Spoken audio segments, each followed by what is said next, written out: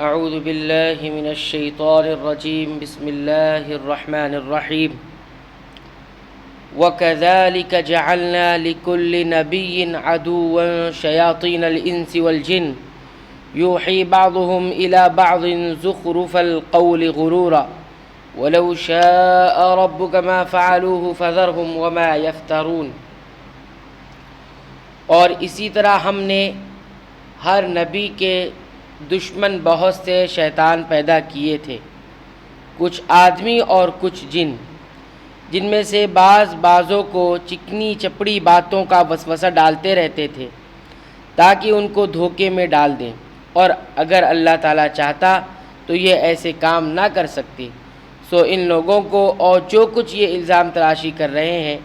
اس کو آپ رہنے دیجیے۔ یہ وہی بات ہے جو مختلف انداز میں رسول اللہ صلی اللہ علیہ وسلم کی تسلی کے لیے فرمائی گئی ہے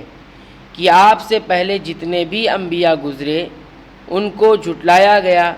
انہیں ایذائیں دی گئیں وغیرہ وغیرہ۔ مقصد یہ ہے کہ جس طرح انہوں نے صبر اور حوصلے سے کام لیا،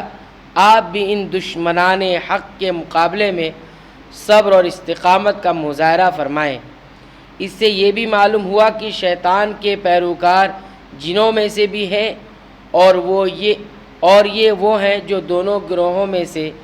باغی اور متکبر قسم کے ہیں۔ وحی خفیہ بات کو کہتے ہیں، یعنی انسانوں اور جنوں کو گمراہ کرنے کے لیے ایک دوسرے کو چال بازیاں اور حیلے سکھاتے ہیں تاکہ لوگوں کو دھوکے اور فریب میں مبتلا کر سکیں۔ یہ بات عام مشاہدے میں بھی آئی ہے کہ شیطانی کاموں میں لوگ ایک دوسرے کے ساتھ خوب بڑھ چڑھ کر تعاون کرتے ہیں، جس کی وجہ سے برائی بہت جلدی فروغ پاتی ہے، بڑھ جاتی ہے۔ اللہ تعالیٰ تو ان شیطانی ہتھ کنڈوں کو ناکام بنانے پر قادر ہے، لیکن بالجبر ایسا نہیں کرے گا، کیونکہ ایسا کرنا اس کے نظام اور اصول کے خلاف ہے جو اس نے اپنی مشیت کے تحت اختیار کیا، جس کی حکمتیں وہ بہت بہتر جانتا ہے۔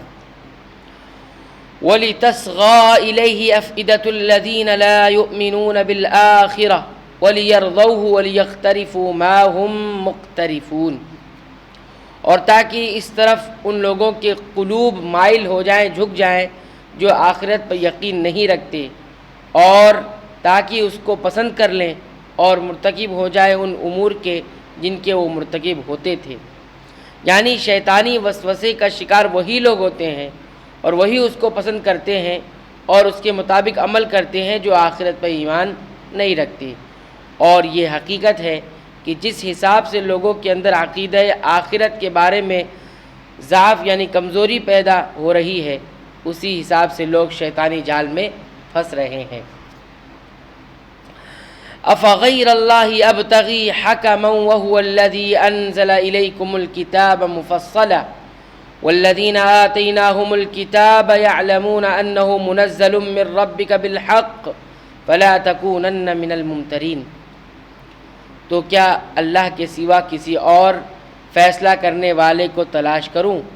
حالانکہ وہ ایسا ہے اس نے ایک کتاب کامل تمہارے پاس بھیج دی، اس کے مضامین خوب صاف صاف بیان کیے گئے ہیں، اور جن لوگوں کو ہم نے کتاب دی ہے وہ اس بات کو یقین کے ساتھ جانتے ہیں کہ یہ آپ کے رب کی طرف سے حق کے ساتھ بھیجی گئی ہے، سو آپ شبہ کرنے والوں میں سے نہ ہو۔ وَتَمَّتْ كَلِمَةُ رَبِّكَ صِدْقًا وَعَدْلًا لَا مُبَدِّلَ لِكَلِمَاتِهِ وَهُوَ السَّمِيعُ الْعَلِيمُ۔ آپ کے رب کا کلام سچائی اور انصاف کے اعتبار سے کامل ہے، اس کلام کا کوئی بنانے والا نہیں، اور وہ خوب سننے والا اور جاننے والا ہے۔